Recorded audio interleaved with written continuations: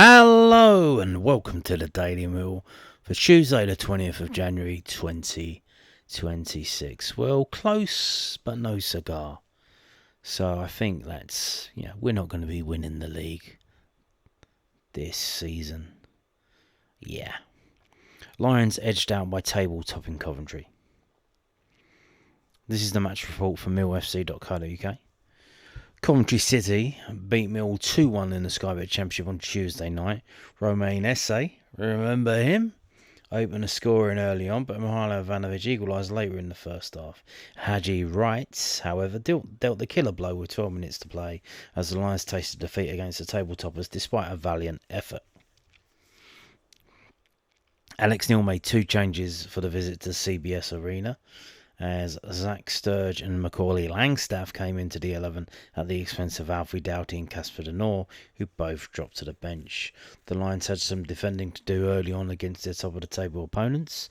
Josh Eccles' effort from the edge of the box was closed down by Jake Cooper, but Millwall then raced up the other end through Ivanovic, only for the Serbians' cross for the awaiting Turno Ballo to be over it and roll out for a throw-in. A cross from Ballo then had to be turned over their own crossbar by the host, with Langstaff almost opening the scoring from the resulting corner kick. But with 11 minutes played, the Sky Blues were in front as former Lion Esse poke at goal from close range was adjudged to have crossed the line. Yeah, it came in, it was a close range shot from the other guy, might have been right, which Crocombe saved, point blank. You can't catch them, you just have to knock them back, and then, obviously Esse's there as well, and he runs in and hits it, and it was kind of saved on the line, and they did play on for a few minutes, but then not a few minutes, like a few seconds, but then the ref, he points to his watch, because we do have goal line technology in the championship. We don't have the VAR and all that other shite. But we do have the goal line technology, and the ref's watch was vibrating, so that's a sign. Oh, yep, it's gone over. So they gave it. And Romain Esse made the bizarre choice to kind of gesticulate towards the Lions fans, which didn't go down too well. But there you go. At the midway point of the half, it looked as though Millwall would find an equaliser as Jay Da Silva flicked the ball into the path of the on-rushing Femi Aziz, but the winger got his angles wrong and fired wide with just Carl Rush to beat. Just before the half-hour mark, however, the Lions were level as Aziz's inch-perfect cross found Ivanovic, who stuck out a leg to expertly guide the ball into the back of the net. Aziz was instrumental in most things going forward with Millwall and almost set up another chance with just over 10 minutes to play until the break before he fired into the arms of Rushworth 5 minutes later. 5 minutes later in the final goalmouth action of the first half. The Sky's Blues had the ball in the back of the net just minutes into the second half, but the strike was ruled out for offside, with Coventry then sweeping forward and finding Esse around 10 yards out, only for the Millwall defence to block the shot. Sturge fired wide at the other end, whilst Aziz's cross was fumbled by Rushworth and hurried away by the host defence. The ball was in the back of the net again, this time on 56 minutes, and this time for Millwall, but another offside flag reared its head before Eccles curled just wide in the Coventry attempt to go back in front. As both sets of supporters grew more frenzied in the search for the third goal of the night, a strong run down the right-hand side from Tristan Kramer, a subsequent low cross, saw a chance present himself before Ivanovic closed in on goal and struck an effort that Rushworth tipped up into the air, and De Silva had to head off the line. Ballo nodded Aziz's cross over at the midway point of the second half, and Aziz himself tried a half volley from the edge of the area, with the first substitution of the night for the Lions following as De Noor replaced Ballo. A substitute of Coventry's own Victor Torp then hit the side netting with a free kick from just outside the area, but with 12 minutes to play, the Sky Blues managed to squeeze home a second goal as Wright's strike squirmed beyond Max Crocombe. Alex Neil responded by replacing Langstaff and Camille Negley with Josh Coburn and Adamo Maku, followed by a Doughty on for Aziz, but the Lions could not find an equaliser. And the team was as follows: Max Crocombe, Tristan Crammer, Caleb Taylor, Jake Cooper, Zach Sturge, Billy Mitchell, Camille Negley, Femi Aziz, Macaulay Langstaff, Turno Ballo, and Mihailo Ivanovic.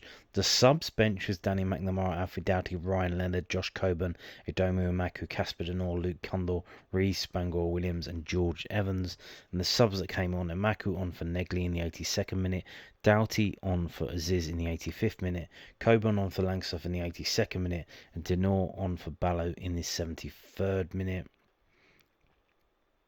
884 Millwall fans in attendance there. There was, the game changed at one pivotal moment. And what was that moment? Well, it was a bit of, what do you call, gamesmanship. Funnily enough, one of Coventry City's defenders went down injured. And it looked quite serious because they were on the pitch for quite some time. Treating him, in inverted commas that you can't see because I'm off camera. Treating him. And obviously, while this is all going on, the players go to the side for a drink, again in inverted commas. And I'm sure that, Frank Lampard's telling them, like, this is the changes whether we're going to make, we're going to do this, we're going to do that, we're going to do that. Because what normally happens, if it's not pre-programmed, if they're responding in the moment, what they'll do is they'll send the sub on, or they'll get the captain to come over and they'll explain it to him, and then he'll go off and he has to tell everyone else. But if you've got a player goes down, pretends to be injured, then all your players can come to the side and you can give like a team talk and you can say, this is what we're going to do, this, we're going to do that. Because shortly after that happened, funnily enough, the player was fine in the end. He played the full game until the end of the game. Isn't that strange? Isn't that strange how that happens? The wet sponge, the magic wet sponge, did its job. These teams do all this. It's up to the referees to sort it out, but the Millwall player should have just went over and stood. Millwall should have got a player that went over and stood, because it's on the pitch. You're allowed to stand there. Just fucking stand there and listen to what they're doing. So come on then, fucking yap. Tell us what you're gonna do. They're gonna push you. They're gonna push you out of the way. They're gonna tell you to F off. And just stand there and listen. And then if they do push you, red card. Drop to the ground. Get them sent off. But yeah, because shortly after that, then Lampard made 3 changes. And, I think we should have responded to those changes immediately. We didn't. We waited, and after they made their changes, they had they were under the cosh before. When they made the changes, we were under the cosh, and then that's when they scored at the end of that. And then, we make a change. I'm not sure if did Denor come on before they scored? He scored in the 78th minute. So yeah, he was on 5 minutes before then. But yeah. The thing is, I think he started Zach Sturge to deal with Romain Esse. So Esse went off. He was one of the 3 that went off. So at that point, you probably should... Why don't we bring Doughty on? Bring Doughty on, because I'm not saying the Japanese guy that came on for Esse, he's not rum-dum. He's got something about him as well. But, he's not Romain Esse. Romain Esse probably would have turned Alfie Doughty inside-outside. So, yeah.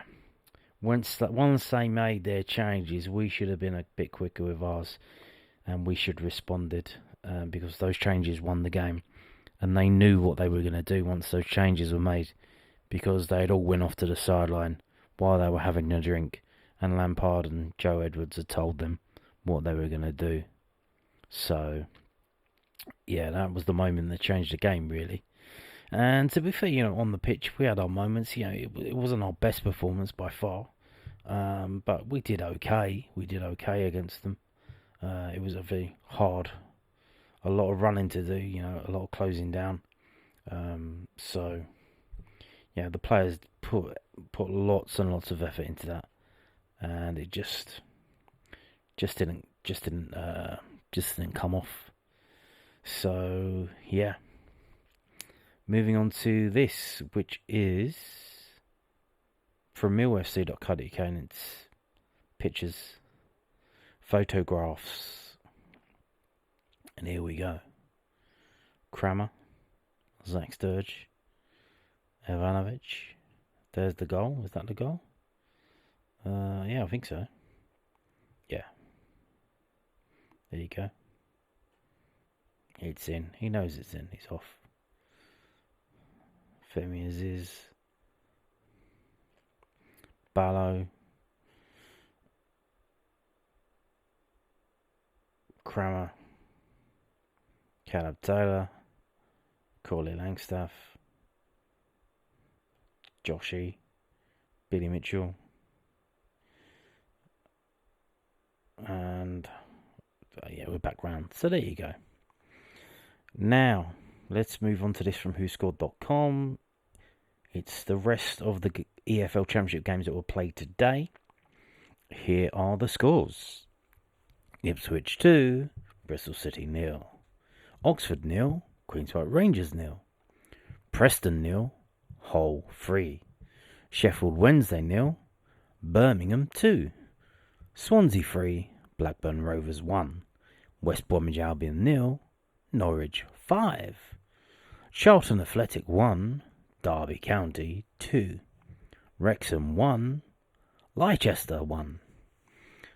So yeah, those are the games. Tomorrow we got Watford Portsmouth, we got Southampton Sheffield United, we got Stoke Middlesbrough. So that's the top of the table one, sort of. Stoke are, what are they, like 8th or 9th? Well, let's have a look.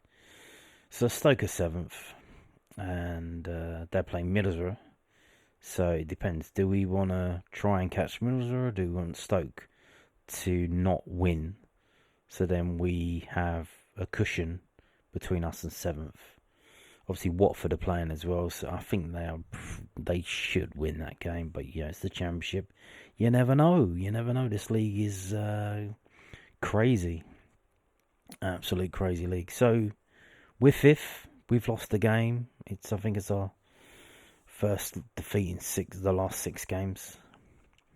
The top 4 teams all won today. Or no, they didn't win today because Middlesbrough are playing tomorrow. So 3 of the top 4 won in this round. Yeah, we're on 46 points. We're 3 points ahead of Preston, who got heavily thumped by Hull. Such is the one,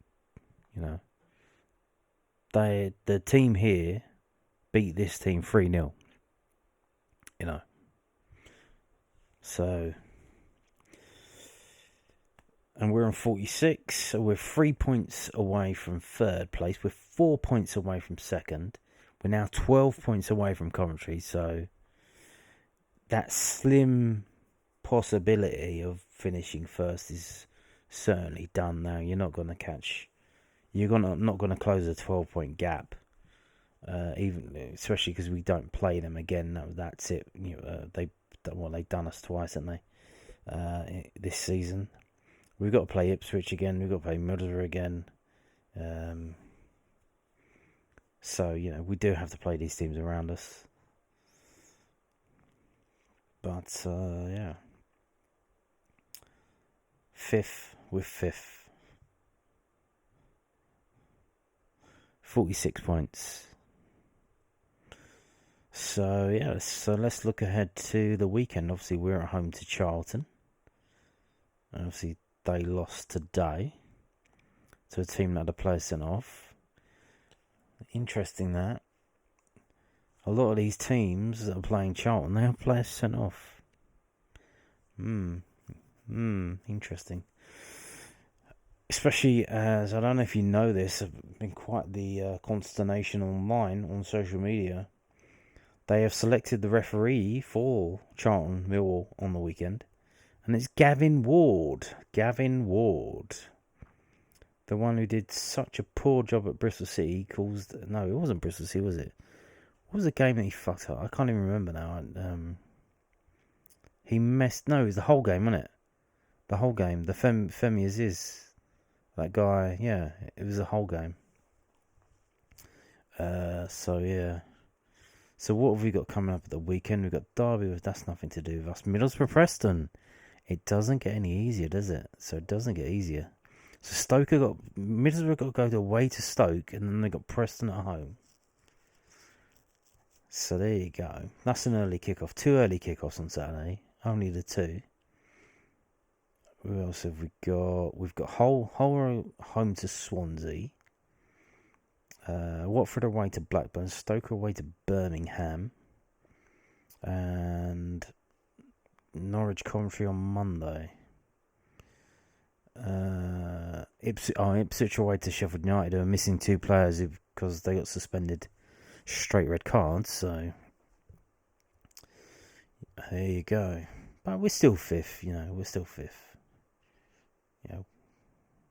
There's a 5-point gap between us and 7th, which is, 6th is a playoff place, 7th is the first loser. So there you go. Now, moving on to this. I've been ignoring this all week because this is clearly rubbish. Right, so this came out of the weekend, right? This is from the YorkshirePost.co.uk, but it's all over the place. So Barry Bannon. This is comical. This is just complete rubbish. So Mill will make move, in quotes there, to sign Sheffield Wednesday icon, also linked to Stoke City and Motherwell. Mill were reportedly making a move to sign Barry Bannon for Sheffield Wednesday. The 36-year-old has been on the books at Hillsborough for over a decade, and his name has long since been carved into the club's history books. He's made nearly 500 appearances in the house, staying with the club through thick and thin, although his future is currently up in the air. Where does that place him on Sheffield Wednesday's top appearances then? Because Jay Cooper's number 5 at 414. Is that a lot for Sheffield Wednesday? It seems a lot. With Wednesday's season seemingly destined to end in relegation back to League One, Bannon has been linked with a clutch of clubs. Among those to have been credited with interest are Millwall, who, according to reporter Alan Nixon via his Patreon page, are making a move for the veteran. It's been suggested the Lions could pick up the midfielder for a nominal fee and parachute him into a promotion push. Stoke City have also been linked with the Wednesday captain, as have Preston North End and Motherwell. Reports have indicated Bannon has an eye on the upcoming World Cup and the possibility of a recall to the Scotland squad. Involvement in the promotion push could potentially help him stake a claim. This is where it's rubbish. This is not happening. If someone's told him this, they're lying to him because they don't want to tell him the truth, that they're not going to pick him. So they've come up with a excuse. Said, look, you have no chance of getting into the Scotland squad at the moment because you're playing for Sheffield Wednesday and it's a shit situation, it's a shit team. And we can't pick you because you're not playing well, or you're not playing in a team that's doing well. What's that got to do with how he's playing? Is he playing well? Is he doing the best that he can? And so what? He's trying to get into the Scotland squad. And he thinks if he moves to another team, but why is it a permanent deal then? Why doesn't he just go on loan somewhere? It literally just go on loan. Like, you can do that. Just say, look, I signed a new contract. I wanted to stay here to stabilise the club. The shitty owner's gone. The administrators are in. Things are going on behind the scenes to get it sorted. But I want to get in the Scotland squad. Someone at Scotland squad has told him that if he plays in a better team, then what's that got to do with him though? Because here's the thing: if he's playing well, but we're surrounded by shit players in the Sheffield, young and inexperienced players, let's be respectful to them. In the Sheffield Wednesday side, okay, so you take him out and then you move him to Millwall.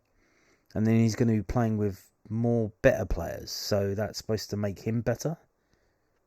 But surely you can do that with the Scotland squad. Because if you take him out of Sheffield Wednesday and put him in a Scotland squad, he's going to be surrounded by better players. So you would imagine that he's going to be playing better then. Like, what are you talking? Like, this doesn't make any sense. It doesn't make any sense. Why would you don't have to sign him on a permanent deal? Just loan him, and then say, "Oh, I'm trying to get into the Scotland squad." But then he's going to want to play week in, week out to do that. So, yeah, but here's the thing. What you also have to remember as well, even if this isn't true or whatever, he's 36 years old. So I would imagine for the last 6 years, he's been getting a 1-year deal every year. So every year he has to re-up his deal. Because this rubbish we were linked to him last year. Because the same thing, his contract's up. His contract's up, he's trying to get a new one. It's not coming. Uh-oh. Let me try and pretend that I'm going to go to Millwall.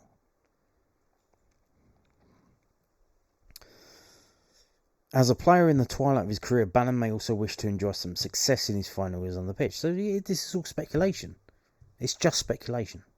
It's pure speculation. His loyalty to Wednesday has kept him in the middle of chaos in recent years, and he's come close to departing last summer with the hours in disarray.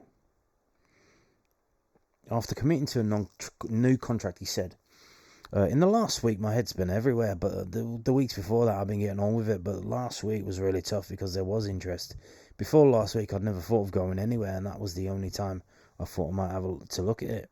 At the training ground, there's lots of people that need picking up, and I think I'm the person that can really help. I don't think I could live with myself if I walked out on those people. So, you know what I mean? This is what he said when he signed his contract before. Now, what this is really about, I think, is we shouldn't be paying any money for this guy to bring him in now. Not a fucking bean. And I hope this is just rubbish, because coming from his end, not coming from the Mill end, from his end. Because obviously, if he's trying to get a new contract, maybe from Sheffield Wednesday or for someone else, if he can say, well, this club, we've spoken to this club, they're interested, we've spoken to this club, they're interested, it's proof of concepts. Like, if these clubs are interested, okay, then he must be a good player because these clubs are interested. But they're probably interested because of the deal. Like, we picked up Luongo in the summer, free transfer. 35 years old. Has he still got it? You don't know. Maybe the legs have gone. We took him on a trial, a week trial. We took him out to Spain, and then we signed him, and he was pretty fucking good until he did his knee. But that's the thing, If we sign Barry Bannon in the summer, but even then, was he going to be 37 by then? Like, you know what I mean? If it was on the free, then maybe it would be a good deal. But to pay money for him to get him now? Why? Unless Billy Mitchell's leaving. Unless Casper De Noor's leaving. So if someone else is leaving, then yeah, fair enough. This might be a decent stopgap while we wait for Derek and Dan Kelly to sort themselves out.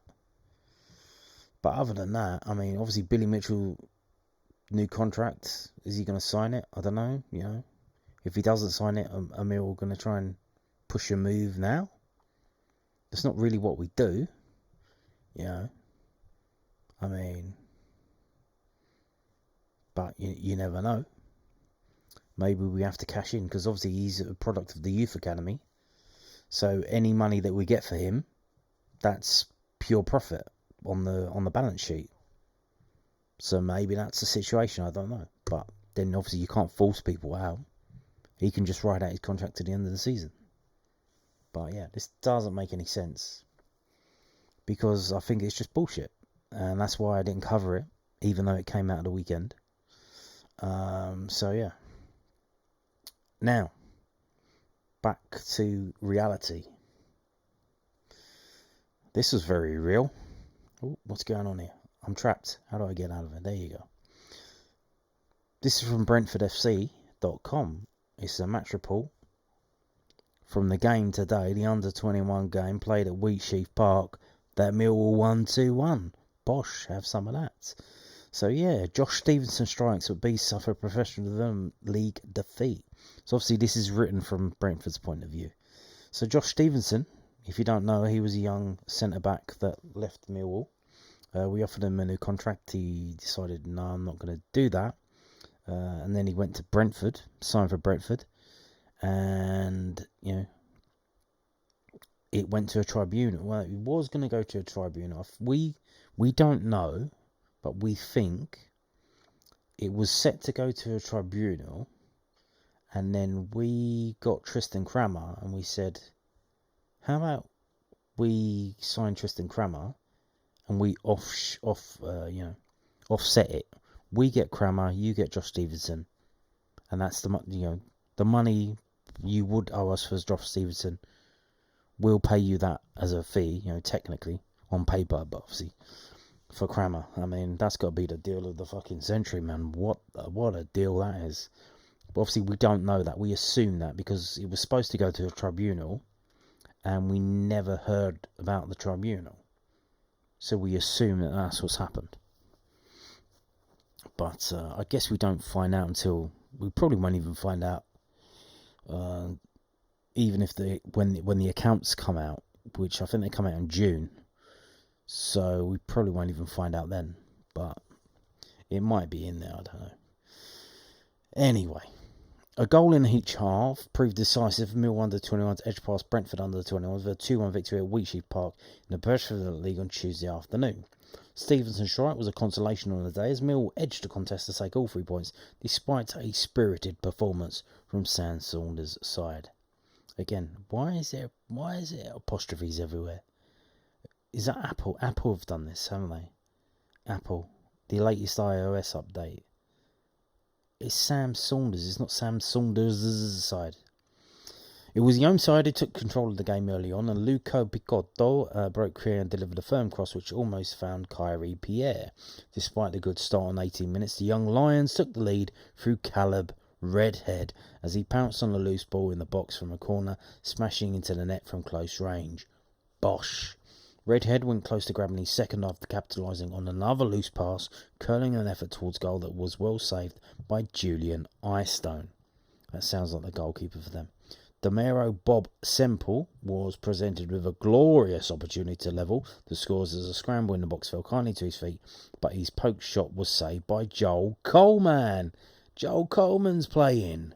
Yes, he's suspended, but apparently not for under-20. It's just first team games, not under-21 games, so they threw him in there. Get in there. Picotto was next to try his luck, but his firm shot had similar results as Bob Semple's effort moments earlier as Coleman was positioned well to save and then hold on to the ball. Sounds like Coleman playing a blinder there. Oh, we got a picture. We got a picture. Have we got more pictures? We got 9 pictures, I think. That's not Coleman, that's Eyestone.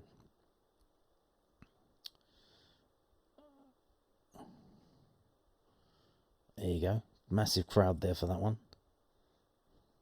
Obviously, they're taking pictures of the Brentford players. Hey, do you know who that is? That is Benicio Baker. Number 7. You missed him? You missed him. Where's he been? Where's he been? The home side, that's Brentford, was still in the ascendancy to begin the second period as Coleman was called into action again as he made a great stop to deny Bob Semple, who looked destined to score. Miscommunication at the back allowed Will Wright the chance to break clear and poke a shot underneath Eyestone for the away team's second of the game. Second half substitute Naheem Giscombe made an immediate impact when he came on as he jinked past 2 players before curling a shot in the box that only narrowly missed the goal. The chances continued to come and Ollie Shield went agonisingly close to halving the deficit as his half volley looked like it was heading in, but Tristan Parks made the clearance to deny the fullback. The goal finally came and it was Stevenson who powered a header into the net after a long throw from trialist A. The momentum for the Bees was halted as Theo Mwene was given a straight red card for a high tackle on Lewis Jacom. The game would end in defeat as Saunders' side lose only their 5th game in the league this season. The matches continue. I don't care about that. So you can see this. So there's a red card, 83 minutes, and the guy came off in the 85th minute. So that may have been he got injured and had to come off in the challenge that got the players sent off. But the team was as follows: Coleman, Vieira, Emmas Jackham, Parks, Dyer, Baker, Boaty, Howland, Redhead, Wright, Kendall. The sub was Haman Chains for Jacom.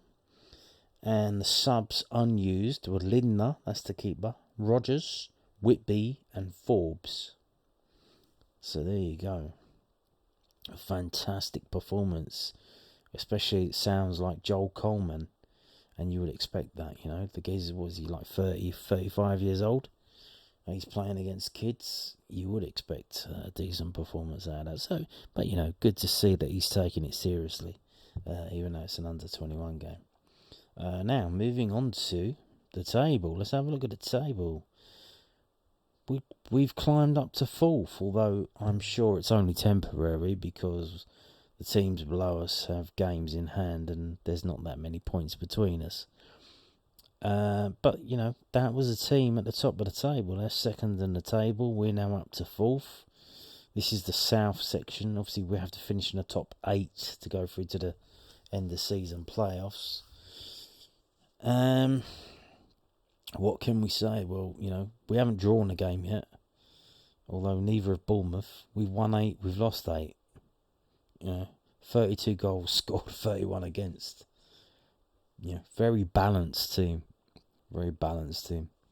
Well, not really. There's not much consistency in the team this season.